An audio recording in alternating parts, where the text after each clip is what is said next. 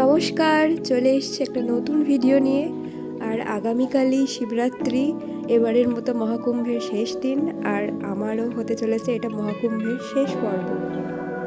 এখন বাজে সকাল 6:25। প্রচণ্ড ঠান্ডা চারিদিকে, আকাশে দেখুন চাঁদও দেখা যাচ্ছে। আর আমরা সবাই রেডি হয়ে চলেছি এবার আমাদের পূর্ণ স্নানের উদ্দেশ্যে।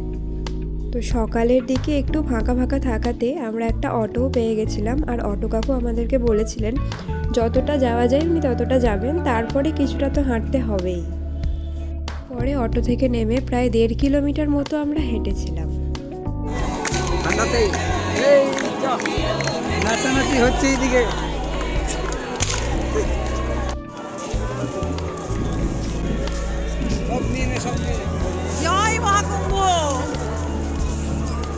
সূর্যোদয় হচ্ছে, প্রচুর প্রচুর সুন্দর দৃশ্য। আর এই দেখুন সকল পুণ্যার্থী সবাই মিলে চলেছেন সঙ্গমের উদ্দেশ্যে। আমরা আগে থেকেই খোঁজ নিয়ে গেছিলাম, ভিআইপি ঘাটে সবাই আমাদেরকে যেতে বলেছিল। ওখান থেকেই নাকি নৌকা ভাড়া করতে হয়, দিয়ে তারপর সেখান থেকে নৌকা করে যেতে হয় সঙ্গম স্নানের জন্য। আর এইখানে এই সামনে গিয়ে বাম দিকে গেলেই হচ্ছে সঙ্গম ঘাট। এখান দিয়েও মা গঙ্গা বইছেন, এখানেও প্রচুর মানুষ স্নান করছিলেন।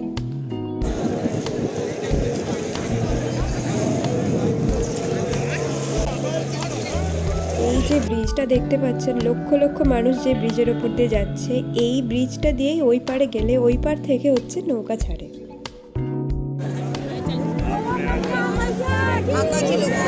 আমরা উঠে পড়েছি ব্রিজে, এবার যাব ওই পারে। আর ব্রিজের দুদিক থেকেই দেখা যাচ্ছে মা গঙ্গা।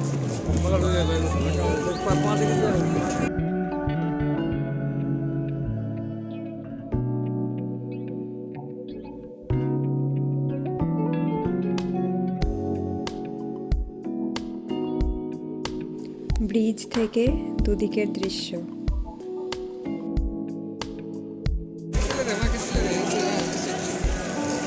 অবশেষে সকাল এখন 8:30। প্রচুর পুলিশের কাছে শুনতে শুনতে আমরা এসে পৌঁছেছি এখন ভিআইপি ঘাটে।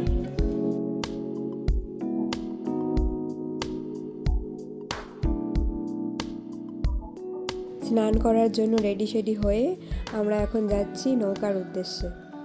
কিন্তু এখানে নৌকা পাওয়া যে এত মুশকিল হবে এ ব্যাপারে আমাদের কোনো ধারণাই ছিল না। জলের মধ্যে সবাই ঝাঁপিয়ে পড়ে নৌকা ডাকছিলেন, কিন্তু তবুও নৌকা পাওয়া যাচ্ছিল না। আর আমরা জলের মধ্যে নেমে ওইভাবে নৌকা ডাকতেও পারিনি। তো একসময় আমাদেরও মনে হয়েছিল যে আর এখানে স্নান করা যাবে না, আমরা সঙ্গম ঘাটেই চলে যাই। কিন্তু অবশেষে আমরা ধার দিয়ে অনেকটা আমি আর মা গিয়ে অবশেষে একটা নৌকা আমাদের দিকে মুখ তুলে চায়। উনি এসেছিলেন, প্রথমে আমি মা বাবা 3 জনে যাই, যেহেতু ওনার নৌকাতে 3 জনই ক্যাপাসিটি ছিল। পরের বারে মাসিমুনি, মেসো আর দিদা যায়। এই যে আপনারা দেখতেই পেলেন আমরা উঠে পড়েছি নৌকাতে।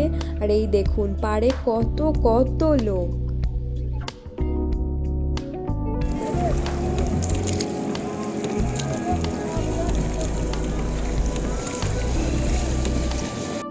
এই যে এই জায়গাটা দেখুন, এটাই হচ্ছে মেন সঙ্গম। এইদিকে সবুজ আর ওইদিকে নীল জল, আর নিচ দিয়ে বয়ে গেছে সরস্বতী নদী। এইটাই হচ্ছে গঙ্গা যমুনা সরস্বতীর সঙ্গম স্থল।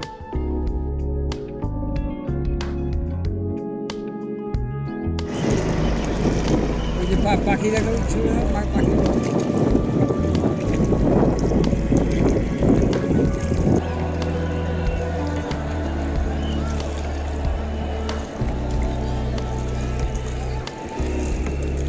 এটাই হচ্ছে সঙ্গমে স্নানের জায়গা। ব্যবস্থাপনা খুবই সুন্দর।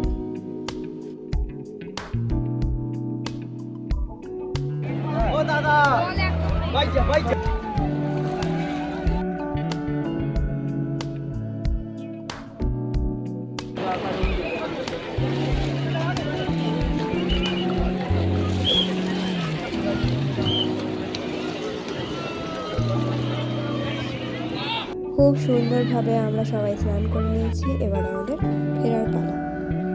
আর এইটা নাকি যোধা আকবরের কেল্লা। আর এখানেও আমরা দেখলাম যে মানুষের এত লাইন, 4 বার চক্কর দিয়ে লাইন। তো আমরা সেই দেখে আর ভেতরে ঢোকার সাহস করিনি। এই যে আমরা এবার ফেরার পথ ধরেছি, আবার সেই ব্রিজ দিয়ে এখনও প্রচুর প্রচুর মানুষ স্নান করছিলেন। এখন কিন্তু প্রায় 12টা বেজে গেছে, আর ফেরার পথে আমরা কিচ্ছু পাইনি, সমস্ত রাস্তা হেঁটে ফিরেছিলাম। দুপুর 3:30টার সময় এই যে আমরা লাঞ্চ করতে বসেছি। লাঞ্চ করে এক ঘুম দিয়ে উঠে পড়েছি। এখন বাজছে সন্ধে 6:30, আর মা বেনারস থেকে কয়েকটা কম্বল কিনেছিল দানের জন্য, তো সেইটাই আমরা দিতে এখন চলেছি।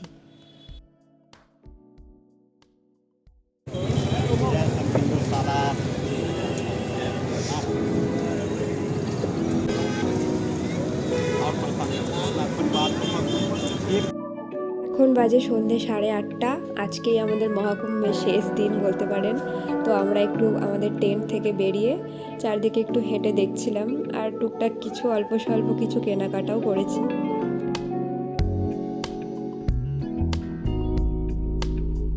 টেন্টে ফিরে এসে এদিকে মা মাসিমুনিরা সবাই বসে পড়েছিলেন ভান্ডারার কাজে, আর এইখানে ভাজা হচ্ছিল লুচি, আর সবাই এখানে লাইন করে ভান্ডারা নিচ্ছিলেন।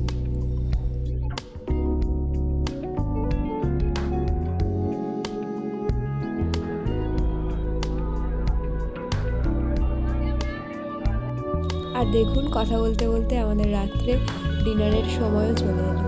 আর হ্যাঁ, আমার এই ভিডিও শুরু করা বা ইউটিউব চ্যানেল খোলা মেনলি বলতে পারেন যে সমস্ত মেমোরিকে একসাথে রাখার জন্য। কারণ যখন অনেক বড় হয়ে যাব তখন আমার মনে হয় কি কখন কোথায় কি ঘুরেছিলাম, কি করেছিলাম, সেগুলো দেখলে বেশ ভালো লাগবে।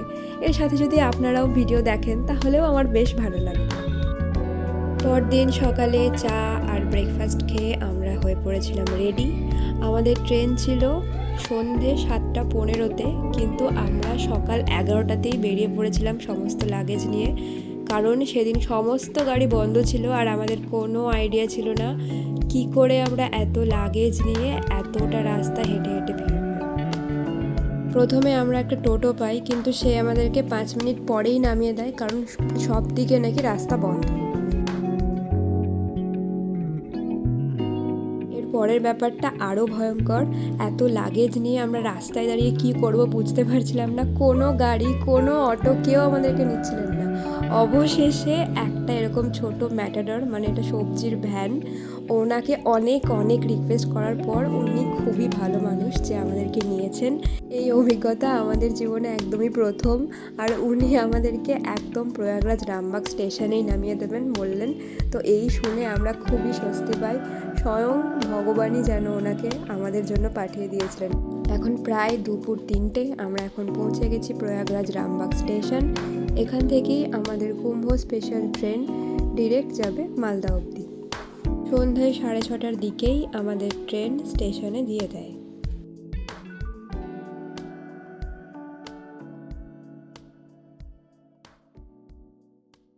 আমাদের মহাকুম্ভ যাত্রা একদম সার্থক। ট্রেন আমাদের ছেড়ে দিল, এবার আমরা চললাম বাড়ির উদ্দেশ্যে।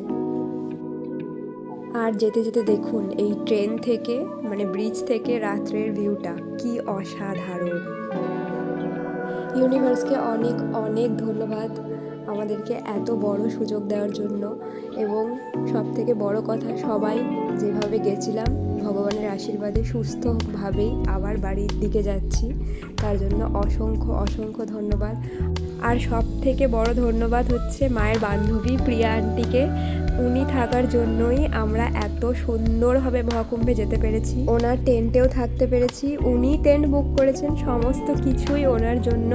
হয়তো উনি না থাকলে আমরা যেতেই পারতাম না। এ এক অনন্য অভিজ্ঞতা যা সত্যি ভাষায় প্রকাশ করা যাবে না। এ যেন শুধু ভারত নয়, এক মহান ভারতকে প্রত্যক্ষ করলাম।